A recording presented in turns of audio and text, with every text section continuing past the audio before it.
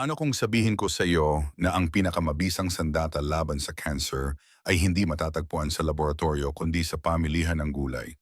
Isipin mong madadaanan mo lang ang isang simpleng dahon o ugat ng gulay, hindi mo alam na may taglay itong sangkap na kayang pumatay ng selulang may cancer. Parang imposible, di ba? Pero totoo ito at suportado ng agham. Apektado ng cancer ang mahigit 20 milyong tao taon-taon. Hindi lang ito numero, ito'y mga pamilya, mga pangarap at mga buhay. Bilyon-bilyong piso ang ginagastos sa mga gamot, pero paano kung ang ilan sa pinakamabisang panlaban ay lumalaki na sa ating bakuran? Sa video na ito, ibabahagi ko ang fisyang gulay, ilan ay pamilyar, ilan ay nakakalimutan na napatunayang may kakayahang labanan ang cancer sa antas ng selula. Hindi ito haka-haka. Ito'y may batayan sa pananaliksik, totoong nutrisyon at tunay na epekto. At kung mananatili ka hanggang dulo, ituturo ko rin kung paano mo madaling maisasama ang mga gulay na ito sa iyong pang-araw-araw na pagkain, masarap at abot kaya. Simulan natin sa isang halamang kadalasang tumutubo lang sa gilid ng kalsada. Una, purslane. Simpleng damo, matibay at napaka-epektibo laban sa cancer. Karaniwang itinuturing na damo lang ang purslane ay mayaman sa omega-3 flavonoids, alkaloids, and polysaccharides. Hindi lang basta tunog eksperto, may ebidensya. Noong 2024, natuklasan ng mga mananaliksik na kayang pigilan ng purslane extract ang paglago ng colon cancer stem cells at pinapalakas pa nito ang bisa ng chemotherapy. Paano pinipigilan nito ang Notch1 at beta-catenin, dalawang mahalagang gene sa kaligtasan ng cancer cells? Ibig sabihin, pinapatay nito ang makina ng cancer. Pwede mo itong idagdag sa salad smoothie o igisa. May ilan ding pinipreserba ito. Ang kalahating tasa kada araw ay sapat na para sa karamihan. Naalala ko, tinatawag ito ng lola ko noon na weed salad. Hindi niya alam gamot na pala ito. Sa susunod na makita mo ito sa paligid, huwag bunutin, kainin. Pangalawa, Romanesco. Gulay na mukhang geometriko pero may taglay na medisina. Bukod sa kakaibang itsura, ang cruciferous veggie na ito ay puno ng glucosinolates na nagiging sulforaphane, isang sangkap na kilala sa kakayahang pigilan ang pag-usbong ng cancer. Noong 2024, natuklasan sa isang pag-aaral na kayang pasimulan ng sulforaphane ang apoptosis, pabagalin ang paghahati ng mga selula at pigilan ang pagdami ng tumor stem cells. Aktibo ito sa NRF2 pathway na tumutulong sa detoxification laban sa carcinogens. Steam lang ng bahagya ang Romanesco para mapanatili ang nutrisyon. Mainam itong isama sa stir-fry o gawing side dish. Isang tasa ilang beses kada linggo ay sapat. Isipin mo ang Romanesco bilang isang geometrikong pananggalang sa pinsalang dulot ng selula. Komplikado ang hitsura pero malinaw ang mensahe, kainin mo ito. Susunod, pipino. Malamig, malutong at panlaban sa cancer, oo, totoo. Kahit ito'y puno ng tubig, may taglay itong cucurbitacin C, isang mapait na sangkap na may malakas na epekto laban sa cancer. Ipinakita ng pananaliksik na kaya nitong pigilan ang paglago ng cancer cells sa prostate, pantog at atay. Paano ito gumagana? Pinapasimulan nito ang apoptosis at hinaharang ang AKT pathway, isang mahalagang ruta ng kaligtasan ng cancer cells. Sa madaling salita, tinutulungan nitong maging mas mahusay ang mga selula ng katawan. Magdagdag ng isang tasang hiniwang pipino sa salad sandwich o kainin bilang merienda. Wala namang eksaktong dami pero ang regular na pagkain nito ay malaking tulong. Ang cucurbitacin C ay maaaring tunog siyensya pero likas itong tagapagtanggol sa paborito mong merienda. Kumain ng may layunin, ito'y higit pa sa pampalamig. Ikaapat na pa-cabbage. Malutong, matamis at puno ng mga siyentipikong benepisyo. Isa itong paboritong sangkap sa lutuing Asyano, ngunit higit pa ito sa palamuti sa ulam. Ang napa cabbage ay mayaman sa glucosinolates na nagiging sulforaphane, isang makapangyarihang compound laban sa cancer. Ayon sa isang pag-aaral noong 2024, kayang pasimulan ng sulforaphane ang apoptosis, pabagalin ang pagbuo ng selula at pigilan ang tumor stem cells. Parang may bantay sa loob ng katawan na sinisita ang mga selulang hindi dapat dumami. Hindi mo kailangang baguhin ang iyong dieta. Isama lang ang 1 hanggang 2 tasa ng napa cabbage sa araw-araw, tinatayang 100 hanggang 200 gramo. Steam ito, ilagay sa sopas o igisa ng banayad para mapanatili ang mga sangkap. Mabilisang tip, huling ilagay ang napa cabbage sa stir-fry para di masira ang sulforaphane. Isang pangkaraniwang gulay na may pambihirang kapangyarihan, huwag itong balewalain. Ikalima, endive, kaunting pait, napakalaking benepisyo. Maaaring hindi ito paborito ng lahat, pero dapat itong isama sa listahan mo. Meron itong caempferol, isang flavonoid na napatunayang kayang pumatay ng cancer cells at pigilan ang kanilang pagdami. Isang 2024 na pananaliksik mula sa biomolecules ang nagpakita na pinipigilan ng caempferol ang mga landas na ginagamit ng cancer cells para mabuhay at dumami. Parang pinuputol nito ang komunikasyon ng masasamang selula. Isama ito sa salad sopas o igisa ng bahagya. Bagaman mapait, bagay ito sa citrus o olive oil. Isang tasa o 50 gramo kada araw ay sapat para makinabang ka. Oo, mapait ito pero ganyan din ang gamot. At ang gamot na ito ay tumutubo sa lupa. Kung palagi mo itong iniiwasan, baka panahon na para bigyan ng panibagong pagkakataon. Ika-6, dandelion greens. Dating damong, ngayon tagapagtanggol. Maraming bagay sa paligid natin ang hindi natin pinapansin, katulad ng dandelion greens. May taglay itong taraxasterol, isang uri ng phytosterol, na may anti-inflammatory at anti-tumor properties. Noong 2024, natuklasan sa isang pag-aaral na kayang pigilan ng taraxasterol ang paglago ng colorectal cancer cells at pasimulan ang apoptosis, ang natural na proseso ng katawan sa pagtanggal ng sirang mga selula. Pwede itong kainin ng hilaw sa salad o igisa ng bahagya. Isang tasa kada araw ay sapat na hilaw man o niluto. Medyo mapait ang lasa pero sa tamang kombinasyon, masarap ito. May kaibigan akong nagsabi na kinukuha daw ng lola niya ito sa bakuran at ipinangtataktak sa salad bago pa man ito pag-aralan ng agham. At tama nga siya. Subukan mong isama sa susunod mong pagkain. Baka ito na ang gulay na matagal mo nang hinahanap. Ikapito, perihil.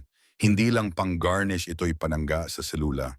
Ang simpleng halamang ito ay may taglay na apigenin, isang flavonoid na matatagpuan lalo na sa tuyong perihil. Ayon sa mga pag-aaral, kaya nitong pasimulan ang apoptosis at pigilan ang pagbuo ng bagong ugat ng dugo na pumapakain sa tumor, isang mahalagang hakbang sa pagpigil ng pagkalat ng cancer. Noong 2024, inilahad sa Frontiers in Oncology ang kakayahan ng apigenin na pigilan ang metastasis sa pamamagitan ng pagkontrol sa mga landas na ginagamit ng cancer cells upang gumalaw at lumaganap. Isang kutsara ng sariwang perehil ay may humigit kumulang 10 miligramo ng apigenin. Gamitin ito araw-araw sa salad, sabaw, pasta o kahit anong putahe. Ang tuyong perehil ay mas matapang pa, kaya magandang idagdag sa rekado mo sa bahay. Naalala mo ba ang mga dahong luntian na karaniwang tinatanggal sa gilid ng plato? Maaaring iyon na ang pinakamakapangyarihang kakampi ng iyong katawan. Budburan ng may layunin. Ikawalo, fennel bulb. Matamis, may lasa ng anis at may taglay na lakas laban sa cancer.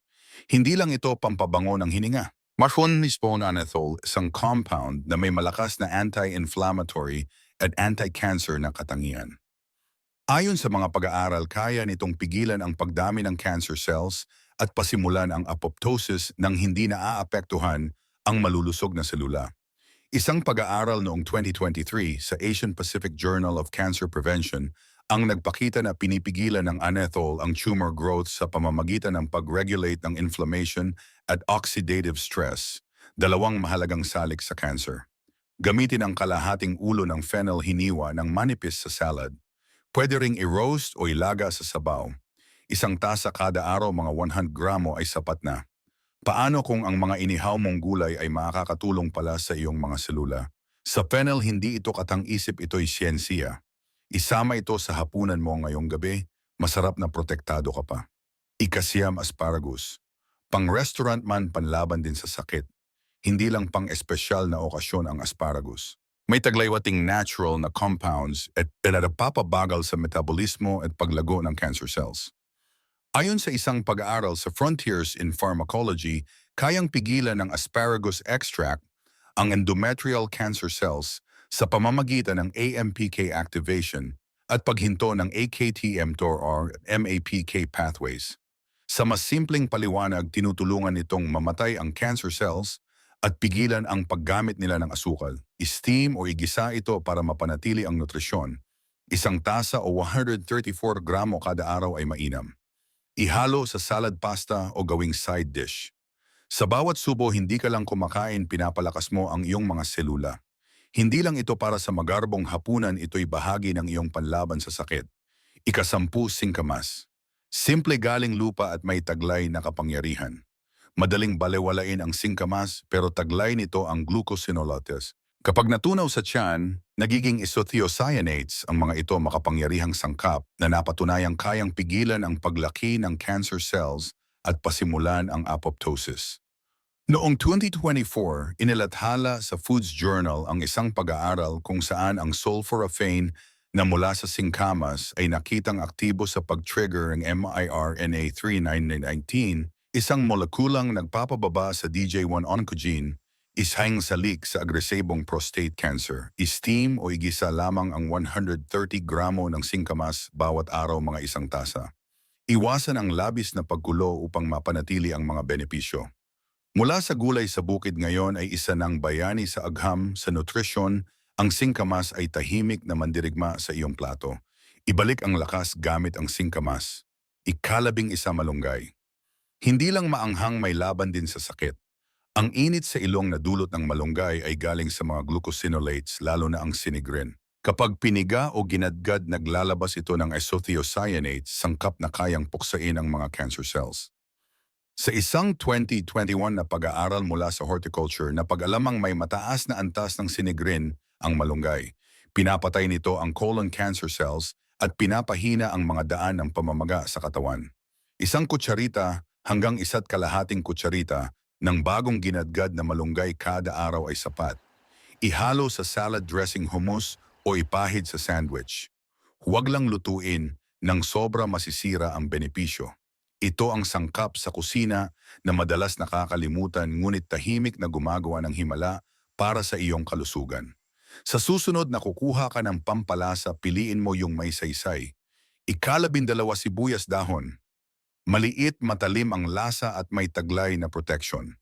Kabilang sa pamilya ng bawang, ang chives ay mayaman sa allicin at iba pang organosulfur compounds.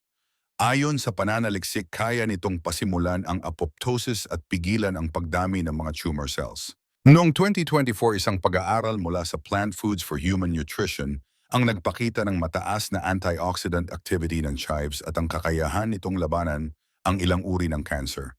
Magdagdag lamang ng 1 kutsarang tinadtad na sariwang chives sa iyong pagkain araw-araw, sa itlog, sabaw, salad, kahit anong ulam. 1 kutsara lang. Ilagay sa itlog, sabaw, salad, ayos na. Munting budbod, malaking epekto. Ika-13, shallots. Hindi lang pampasarap, panimbang din ng selula. Ang maliliit na bumbilyang kulay lila na ito ay hindi lang para sa lasa, may taglay din silang malalakas na phytochemicals. Ang shallots ay mayaman sa quercetin, organosulfur, compounds at saponins, lahat ay pinag-aralan na para sa kanilang kakayahang labanan ang cancer. Sa isang 2025 na pag-aaral sa BMC Cancer, nakita na ang shallot extract ay may malakas na epekto laban sa liver leukemia at breast cancer cells. Pinapagana nito ang apoptosis at pinipigilan ang pagdami ng masasamang selula. Gamitin ang 1 hanggang 2 kutsara ng tinadtad na shallots bawat araw, katumbas ng kalahating bombilya. Iprito sa kaunting mantika bilang base ng ulam o idagdag ng hilaw sa salad para sa maanghang na sipa. Dati simpleng sangkap lang, ngayon kinikilala bilang panangga ng katawan. Mula sa mapagkumbabang simula tungo sa makapangyarihang epekto, isama ito ng may layunin. Ika-14, sibuyas Tagalog. Matapang sa lasa, matatag sa laban. Kilala rin bilang scallions, ang mga luntiang tangkay na ito ay may taglay na kakaibang sangkap, GEDNs, or exosome-like nanoparticles na tumutulong sa pag-regulate ng oxidative stress. Ayon sa isang 2024 na pag-aaral mula sa Nutrients, pinapataas ng GEDNs ang GPX4, isang antioxidant enzyme na pumipigil sa cell death na nauugnay sa cancer.